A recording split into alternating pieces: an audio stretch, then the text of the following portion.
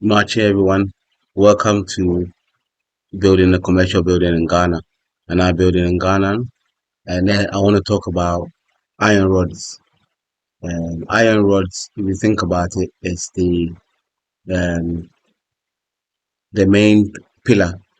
It really, yeah, it's the pillar that kind of holds the whole structure together. So it's very important to try and do a lot of research to get this right. For mine, because more different types or normally the main iron rods are 16 mm, which is the largest, 14 mm, which is the one down, and 12 mm. And they normally use the iron rods based on the kind of structure that you have. For example, if you got a story building, then you tend to kind of use a 16, or if you're going to go multiple buildings up, or a 14, which is just like about one up. But what you normally do is just stick to the same one all the way throughout. So for this one, for example, I had a 14, sorry, correction, a 16 mm pillar to start off with. I'll also go through costs. I'm going to lay down all the costs here so you have an idea in terms of your building when you're building something, so that you can kind of compare what I'm saying to what you've been told anyway, so that you have an idea what it costs anyway. Well, my prices I go from KK Prepra. They're almost around the same kind of prices anyway, so um, it should really be the same. But anything you want confirmation, let me know. Then I'll kind of double check the prices. But the prices I've got here is what I bought myself and what it cost me. Okay, so I'll be laying all that down. You should also try and have an idea prior asking the kind of pillars, the thickness, what you want. This will be in your plan, in your architectural plan. They will kind of include that. So if you look through the pages, they'll kind of have the ones that, as in the size of the pillar, the size of the mat as well, so that you have an idea. And really, that should what should be followed. But as usual, what's stipulated and what's in there, what they actually do is kind of different. So it's good to kind of have an idea what you want. As I said, with your architect, and ask them questions: what kind of pillar it's going to be, how thick it's going to be, the size where it's going to be. I'll give you an example. When they did my starting pillars, the guy finished, charged it. When I came down, he had three people with him, laughing, joking, and they were doing their pillars. Then um, I spoke to someone else. They had four to a pillar, so four um, 16 mm to a pillar, and on the quarter rod architrave. Then when I spoke to the friend of mine, he said no, because of the size, it needs to be six. So I quickly called them. That was the day they were finishing, and they had to kind of redo it again, where they did six pillars. So six. I'll show a copy of it here.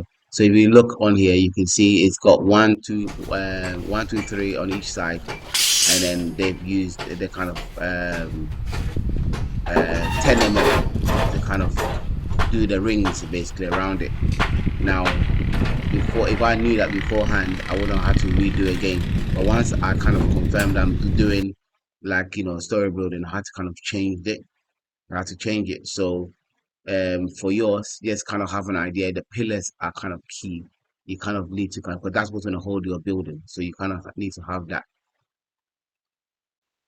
So to start off with, they have you buy the 16 mm. I bought a ton, which was 4,200. Has gone down because a year ago it was about 5,200, so it's 4,200. Um, and then I bought the 10 mm binding wire as well, two coils, and they brought it down by transport. The transport should have cost me around 50, but I gave the directions wrong, so it cost me around 100 Ghana cedis basically to bring it down. When they brought it down, they had three steel benders do the work. They charged me 1,300 to do the work. It started from about 2,000, and we ended up in 1,300. But again, as I said, that was subject to me making the changes, which means they had to charge me a bit more to kind of do the corrections, 500. So really, would have cost him about 1,300. So the mat for is 2 feet squared. They can't do it 3 feet squared. Again, your plan should have the plan should give you an idea. As in, you and architect would have agreed what the size of the mat is, but this is 2 feet squared. Then, so obviously they've done the pillars, they've done the 6 pillars. Then they put the mat in the ground. Once they put the mat in the ground, they what they did, the mason put the mat on the ground. It put a bit of concrete at the bottom, and then they held it together. And that's where you can see with a 2x6 wood holding it together, right? And this is prior to kind of putting the concrete or for the footings. So that's a method. So once they finish this, so the steel bender came in ahead of time. This is even before I kind of done everything, cleared it. And what happened is the steel bender and the mason should speak so that they there's an agreement. So basically, just kind of bring in, just like you're managing like you are managing a project, like a work and stuff like that, like a project management. Basically, you kind of need to do a lot of meetings and agreement so that you have an idea what's going to be done. So for example, here the mason said it should be 6 pillars. The steel bender said nah, he's used 4 pillars all over the place, it's fine. They had that communication and I wasn't there. So what I did tell the mason that he's responsible for the whole project and therefore I'll hold him responsible. So anything, so he needs to let me know in future whether there's discrepancy, they should let me know so that I can kind of make the decisions. I'd rather do that than actually not having the discussion and then afterwards telling me that, oh, it should have been done, you should have 6 pillars because it's stronger. And I told the guy. So this is exactly what happened to me. So I'm kind of mentioning it so that you have an idea what to kind of look out for ahead of time. So that's kind of key.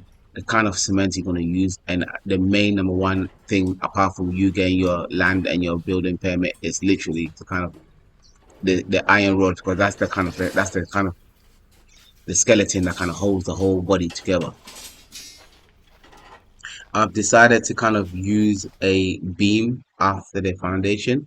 So after the foundation stage, which I'm kind of going through now, they should finish the block work today. What's going to happen is they're going to put the wood on the side of the pillars that's been on the ground. And they're going to put the wood, so the carpenter will come in, put the wood to the each side, and they're going to pour concrete in there. And so I'll show you a video of what that is anyway. So I mentioned, and then the beam will come in. The beam will kind of be 4 square around the thing, kind of like a belt, something kind of to stabilize, hold it together. Again, some people will mention it, some people won't mention it. Normally where there's waterlog, and it depends on the mason. This mason, to his credit, did mention it. He did mention it as the work was going on. Ideally, he should have mentioned it ahead of time so that I can plan for it. But luckily, I had a conversation just before he finished anyway. So once he finished the carpenter work, which is separate, the carpenter will come in. Now, for example, they haven't mentioned this bit. They wouldn't normally mention it. There's lots of things they wouldn't mention it as the work is going on. I think they assume you should know. So this is where you kind of plan question. For example, the pillar that needs to come in for the carpenter wasn't mentioned. So now I kind of know this. Um, I need to kind of negotiate with him how much it going to cost. You're gonna need the Wawa board that was used for the profile. We're gonna use the same one. We're gonna cut it and we're gonna put it to the side. They're gonna pour concrete on it. It will take a few days, and then once it's dried, we'll take it off. Then the beam will come on. Once the beam comes on there, the beam is 12 millimeter or 12 mm.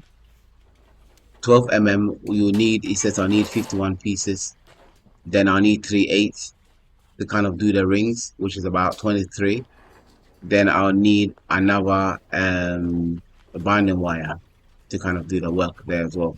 So I found out about the beam, but I will mention that bit when we get along so that you kind of know. So this is just the steel bender works and the iron rod for the foundation only. As we go along, I'm going to mention to you the continuation pillars And then obviously the flowing of the thing as well. The flowing of it, how many pillars you need, and I'll have all that estimate for you when we get to that point. Okay, thanks a lot. Yes, I've included a price list on here, and hopefully that'll help. As you can see, 16 mm, the quantity in there in a ton is 70 pieces. It's 14 mm, the it has 95 pieces. Um, 8 mm has 300 pieces in there, and I've got the price. So the price of 16 mm is 4,200. 14 mm is 4,200 as well. The 8 mm, which is the 3/8, is 3,000. 12 millimeter, 12 mm is 4,200. 11.5, which is the foreign one, which is 4,200. 11.5 local one, which is 4,200. The 10 mm, which is 3,400, and the 20 mm, which got 45 pieces in there, which is 4,300. And I've also got the price of the individual one, so you don't necessarily have to kind of buy the whole ton. You can kind of buy us and what the amount, the quantity that you need anyway.